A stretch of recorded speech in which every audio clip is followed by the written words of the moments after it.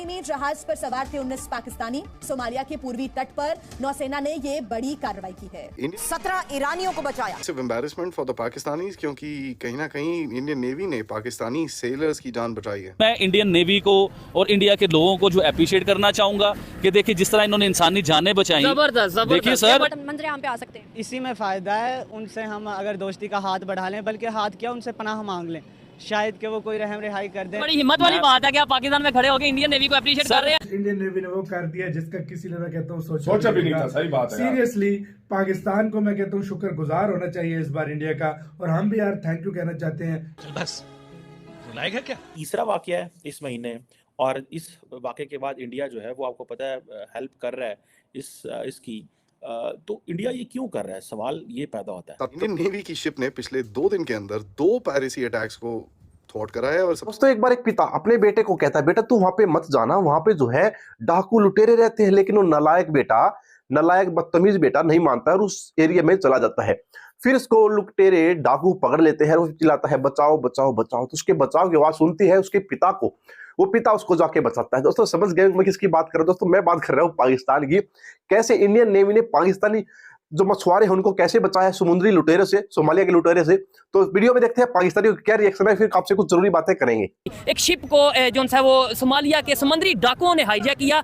Indian navy ने जिस तरीके से बहादुरी से 17 के करीब जो से ईरान के क्रू मेंबर हैं उन्हें बचाई। सल्यूट है यार, सबसे पहले यार थैंक यू सो मच यार। वाकई में एक इंसानियत के नाते इंडिया ने, देखो वरना ये पाकिस्तानियों को क्या होता है, या मर जाते या पता नहीं क्या, कुछ पैसे मांगते हैं, कुछ भी करते हैं, पैसे भी नहीं, काम पे लगा देते, सारा कुछ कर देते। लोग थे मछली वगैरह पकड़ते, वाकई मछली वगैरह समंदर में जाते ही मछली के लिए सारे। बिल्कुल। तो उनका कुछ ऊपर नहीं था, ज्यादा से ज्यादा हमारी भी, हमें पता भी ना लगता कि भाई कोई इस तरह हुआ। पता भी लगता तो बहुत टाइम गुजर जाता, लेकिन उससे पहले ही भारतीय मतलब नेवी ने देख लिया और फौरन मौके पर पहुंचकर रेस्क्यू। यार क्या बात है सच में। कहा जाए एक इस टाइम ये कंसेप्ट नहीं है किसकी आर्मी बहादुर है या किसकी आर्मी मजबूत है। कंसेप्ट में हमारा रीजन या बात करने का मकसद ये है कि 2 कंट्रीज नेबर कंट्रीज हैं, आपस में लड़ते नजर आ रहे हैं, ऊपर से मुस्लिम कंट्री है, और तीसरा कंट्री जो कि पूरी दुनिया के साथ अपने रिलेशन बेहतर कर रहा है, ईरान के साथ। बड़ी प्यारी बात ज़हन से मैं बात काट दूं। देखिए ये मुस्लिम वाला कॉन्सेप्ट ना सबसे पहले शुएब भाई अपने ज़हन से निकालिए।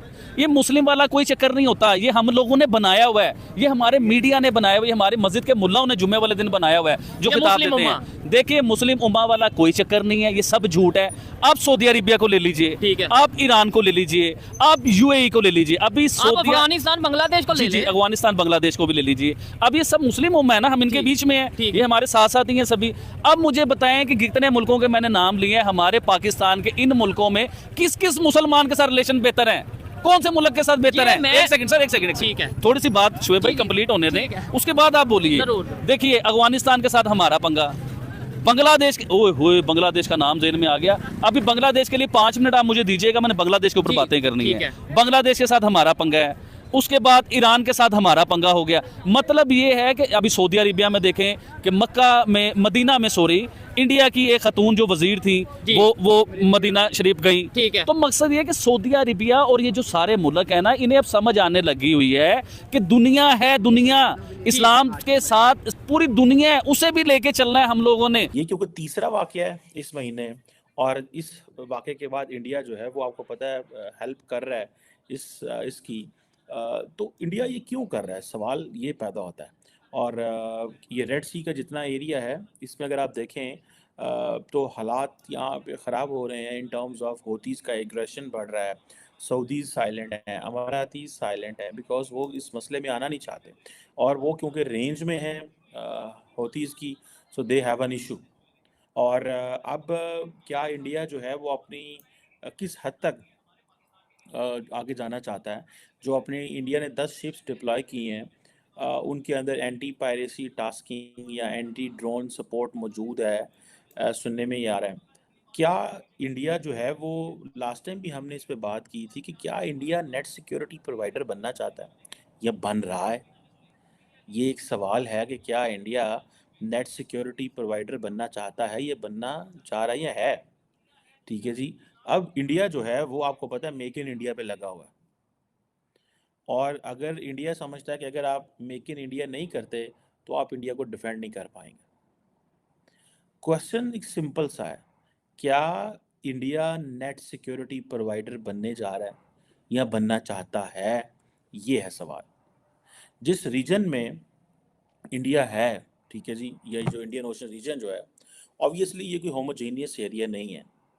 यहाँ पे डिफरेंट हिस्ट्रीज हैं, यहाँ की अपनी, या डिफरेंट हिस्टोरिकल सिविलाइजेशनल लिंकेजेस हैं, डिफरेंट माशरे हैं, मज़ाहब अलहदा हैं, कल्चर अलहदा है, एथनिसिटीज़ अलहदा हैं, और एक खिता नहीं है। आप देखें, मिडल ईस्ट है, साउथ एशिया है, साउथ ईस्ट एशिया है, फिर इंग्लिश एंटिटीज़ हैं, अफ्रीकन एंटिटीज़ हैं, ये बहुत बड़ा एरिया है।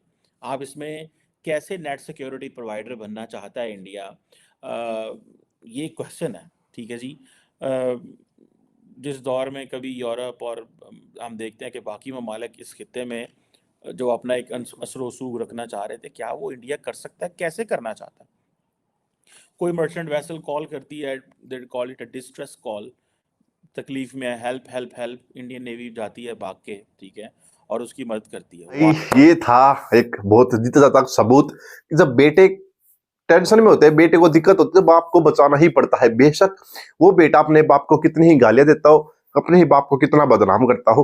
दोस्तों यही हुआ है पाकिस्तानियों के साथ। पाकिस्तान के कुछ भाई मछुआरे बोलेंगे भाई, बेचारे गरीब पाकिस्तानी मछली पकड़ने के लिए समुद्र में आ गए, और बड़ी मछली पकड़ने के लिए थोड़ा थोड़ा आगे करते करते सोमालिया जो द्वीप है उसके आसपास पहुंच गए, और वहां पे उन्होंने उनको पकड़ लिया जो वहां पे समुद्री लुटेरे हैं, पायरेट्स, सोमालिया पायरेट्स। और भाई उन्हें पाकिस्तान से कोई डर नहीं लगता, ईरान से उन्हें कोई डर नहीं लगता, लेकिन जब उन्हें देखते भाई इंडियन नेवी, इंडिया मोदी की जो नेवी है, इंडियन नेवी उनके ऊपर आ रही है, तो भाई उन्होंने अपने हाथ ऊपर कर दी, एक फायर तक नहीं किया उन लोगों ने।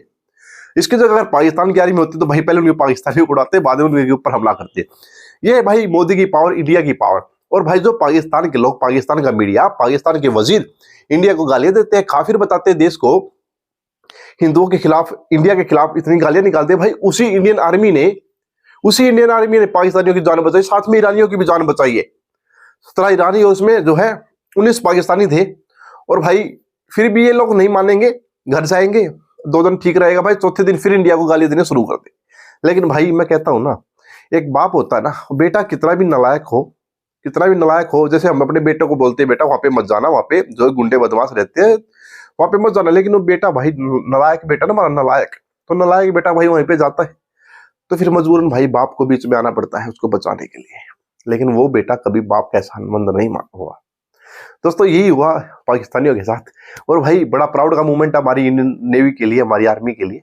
तो प्लीज कमेंट करके बताइएगा भाई कितना प्राउड आप लोगों को हो रहा है, और पाकिस्तानियों को कुछ बोलना चाहोगे तो कमेंट सेक्शन में जरूर बोल देना, जरूर वीडियो देखने होंगे।